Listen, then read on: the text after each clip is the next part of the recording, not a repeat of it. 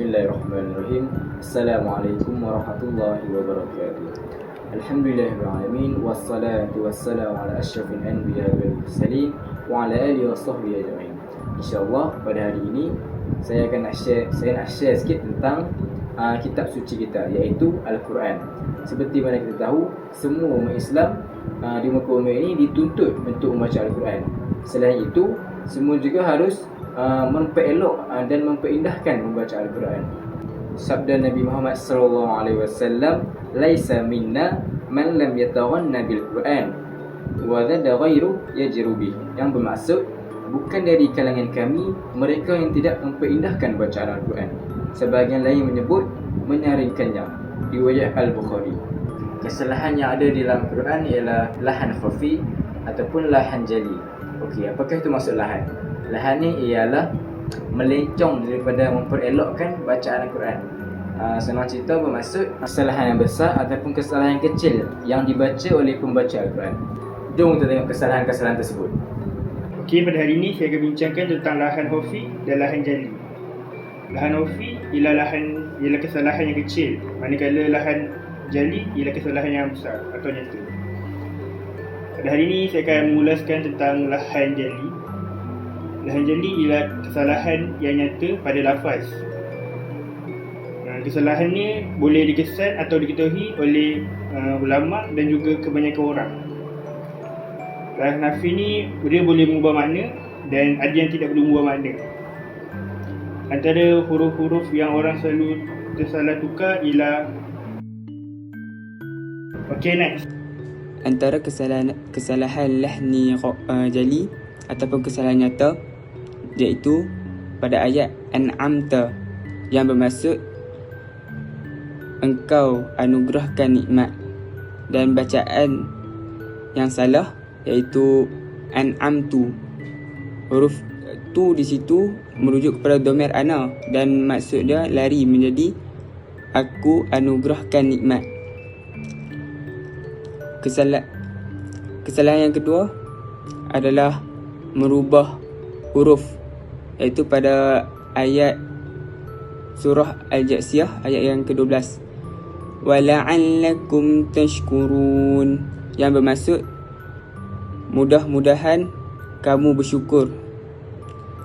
Shin di situ apabila ditukarkan menjadi sin menjadi wala'allakum tashkurun, yang bermaksud dan mudah-mudahan kamu mabuk. Okey, seterusnya saya akan memberikan dua lagi contoh lahan jali, atau kita dalam bahasa Melayu kita dikenali sebagai kesalahan yang jelas.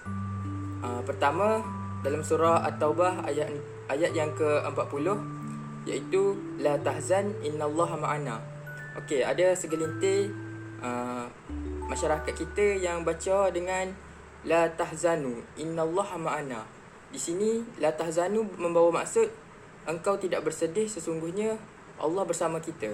Jadi yang sebenar, yang betul adalah la tahzan innallaha ma'ana, yang bermaksud janganlah engkau bersedih, sesungguhnya Allah bersama dengan kita.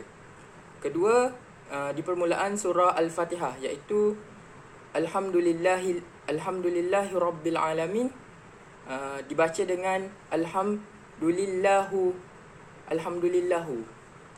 Perubahan harakat huruf ha tidak merubah makna, namun tetap dikira sebagai kesalahan jali.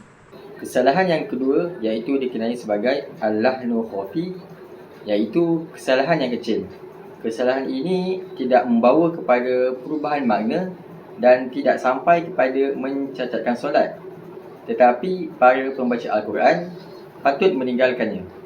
Antara kesalahan-kesalahan yang boleh dikelaskan sebagai al-lahnu khafi, yang pertama, mendengungkan bacaan pada tempat yang tidak dengung atau sebaliknya. Yang kedua, menitiskan huruf ra pada tempat yang tebal atau sebaliknya. Atau yang ketiga, memanjang dan memendekkan bacaan sebutan pada bukan tempatnya. Sadaqallahul azim. Nak tahu tak? Dalam Al-Quran terdapat kesalahan khafi, iaitu kesalahan yang tersembunyi dan tidak jelas. Antara contoh kesalahan khafi ialah membaca qalqalah pada huruf yang bukan qalqalah. Sebagai contoh, Alhamdulillahi Rabbil Alamin, yang patutnya dibaca Alhamdulillahi Rabbil Alamin. Alhamdu tidak patut diqalqalahkan pada huruf ha dan mim. Contoh lahan khafi yang kedua ialah salah membaca hukum. Sebagai contoh, faman ya'mal mithqala dzarrah, yang patutnya dibaca faman ya'mal mithqala dzarrah. Baik. Contoh lahanul khafi yang ketiga ialah penambahan harakat pada mad ataupun pengurangan pada kalimah mana. Okey, ini contoh yang salah. A'udzubillahi minasyaitonirrajim. Amana ar-rasulu bima unzila ilaihi min rabbih wal mu'minun. Di kalimah amana tersebut sepatutnya kita panjangkan sebanyak 2 harakat, iaitu amana. Okey, yang betulnya sebegini. Amana ar-rasulu bima unzila ilaihi min rabbih wal mu'minun. Baik, contoh yang keempat, tidak mengenakan dengung pada kalimah an-nas. Contoh yang salah ialah qul a'udzu birabbin nas. Pada kalimah nun syaddah tersebut tidak cukup harakat dengung, iaitu 2 harakat. Bacaan yang betul ialah qul a'udzu birabbin nas. Bismillahirrahmanirrahim. Pada kesimpulan, tajuk lahnu ialah lahnu terbahagi kepada 2, iaitu lahnul jali dan lahnul khafi. Sebagaimana yang kita tahu, jika kita melakukan kesalahan lahnul jali dalam surah Al-Fatihah ketika solat, maka akan terbatallah keseluruhan solat tersebut.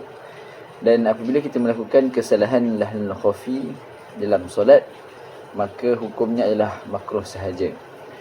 Saya ingin memberikan sedikit kata-kata daripada Ibnu Al-Jazari yang berkaitan dengan tajwid, iaitu qala Ibnu Al-Jazari wal akhdhu bit tajwid hatmul lazim man lam yujawwid al-Quran asim, yang bermaksud barang siapa yang membaca Al-Quran dengan bertajwid, maka haruslah ke atasnya untuk membaca secara bertajwid.